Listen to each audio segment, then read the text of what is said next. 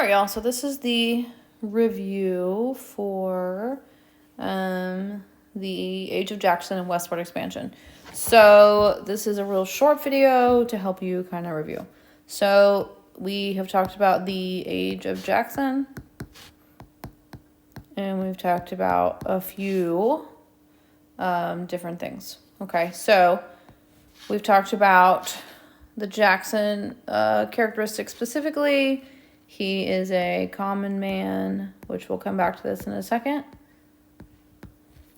He gives jobs to his friends, and again, we'll talk about it. The spoils system. We also need to know about the nullification crisis and what happens with South Carolina. And we also need to know about how he feels about the second bank. And finally, Jackson makes several changes in regards to democracy, and it's called Jacksonian democracy. And those are all things about him that we need to know. Okay. In terms of Andrew Jackson, he is the president after John Quincy Adams, who is the president after James Monroe. If you remember, before Christmas break, we talked about a bunch of guys in a row, and the last one was James Monroe. John Quincy Adams comes after him, and then Jackson is now the next dude. Okay, so he was a war hero. He fought in the War of 1812, and he was a common dude. So people saw him as a person who understood them, and so he got a lot of votes in the election of 1828 because people felt like he understood them. So in the election, interestingly enough, in the election of 1824, as we know, he loses, and he's very upset. He loses to John Quincy Adams, and he accuses Adams of being corrupt and basically like cheating to win the election, and he calls it the corrupt bargain. Okay, so he finally wins in 1828. He's a common man. A lot of people vote for him. They really like him. He gives jobs to his friends because he feels like they're more trustworthy and they're not as corrupt, and so he wants the political system to be accessible to like the regular people, and so he gives jobs to his friends. And so some people see that as a good thing, and some people see that as a bad thing. Additionally, he makes some changes to democracy, kind of how we do government. And the biggest thing that he does is he expands suffrage. Suffrage is the right to vote. And so more people get the right to vote than had the right to vote before this. Prior to this, in order to vote, you had to be a white man, and you also had to own land. And so when Jackson came to power, he again was a common man who hadn't owned land, and he was like, no, this isn't fair. And so he changed it so that any white guy, essentially, was able to vote. Okay, so spoil system, this is definitely a word that you are going to want to make sure that you know. Suffrage, corrupt bargain. You're going to want to know what happened in that period of time. Okay, remember, the nullification crisis, way over here, happens with South Carolina. So Jackson is trying to grow the United States economy, and so he passes what's called a protective tariff or a tariff.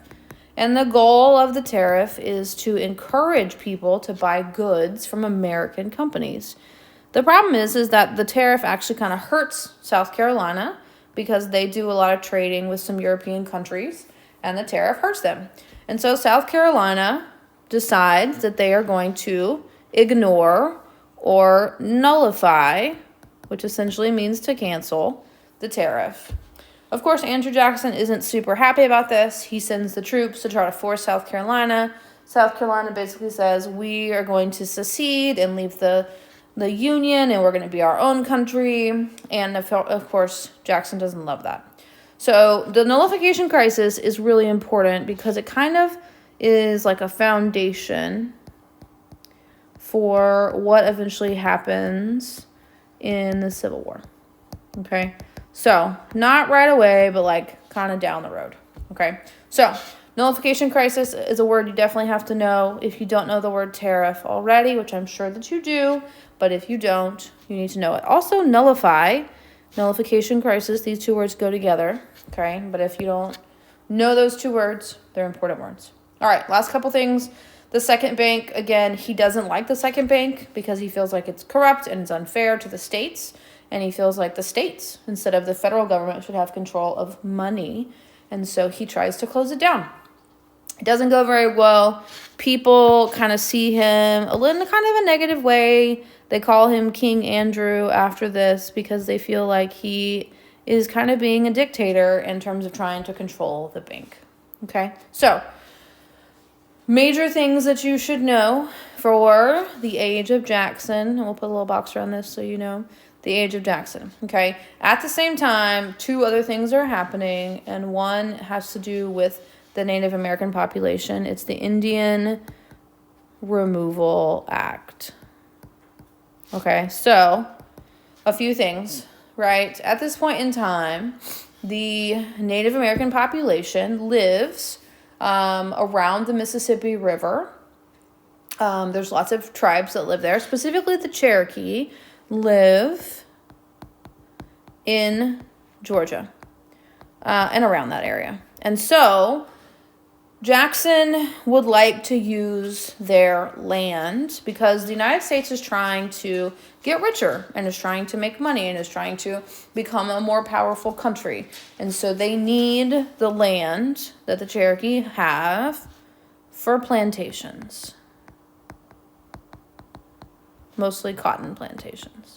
Okay, so Jackson essentially, the first thing that he does is the Indian Removal Act, and he basically, the act says that he can't force the Cherokee to leave, but he can say, hey, we'll trade you land over here in Oklahoma for the land that you have in Georgia. And so the problem is that when he goes to the Cherokee and he proposes it, it doesn't go super well. So the Cherokee opposed the act by going to the Supreme Court. And that Supreme Court case is called Worcester v. Georgia.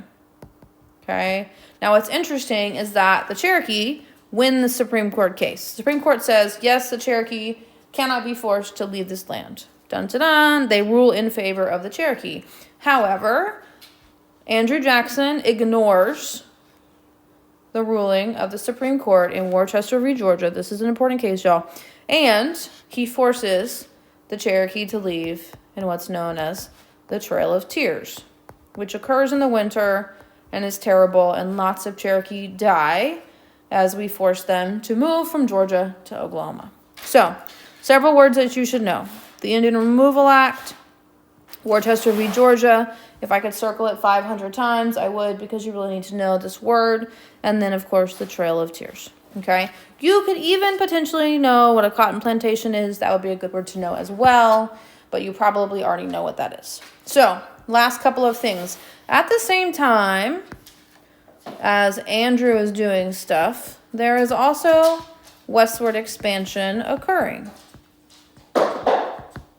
Okay? So remember, right? As Manifest Destiny, remember, go back to our friend James Monroe. The Monroe Doctrine basically says that we are trying to maintain control of what happens in the Americas, and we do not want Europe to be involved. So we say, stay out to Europe.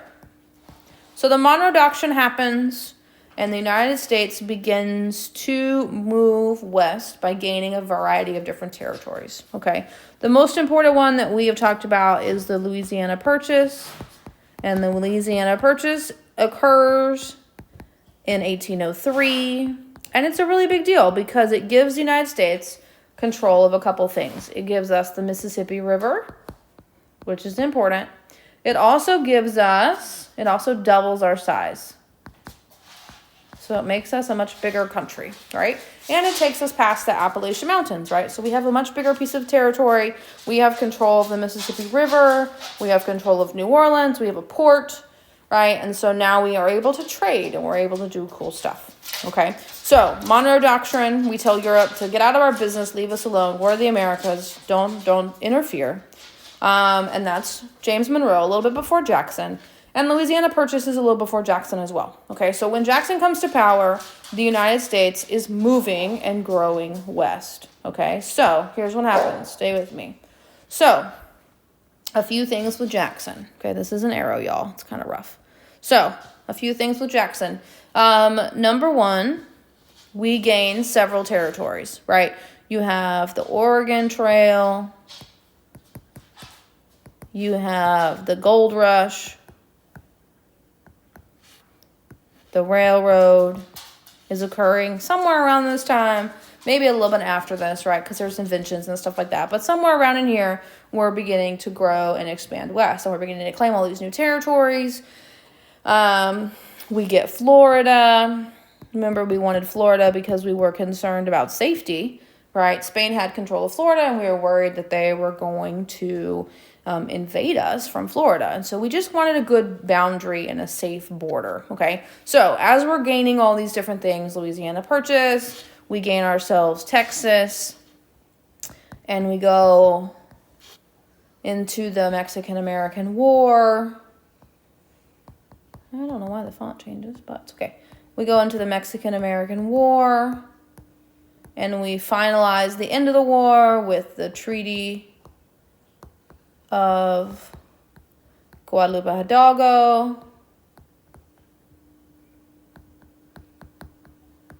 Okay. All right, so let me tell you that stuff in English, right? So we're fighting over this area of Texas.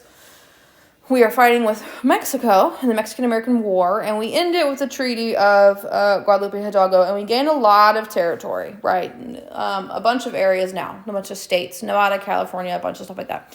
And so this is really important, not only for Texas, but also just because it gives us a lot of control in that southern border of the United States as well, okay? So understand, right, a few things you should make sure that you know. You definitely need to know something about the Oregon Trail. At least know that it's in Oregon, okay? Gold Rush, at least know that we're going to California. The railroad, what does it do for us? Does it speed up our transportation? How does it help us?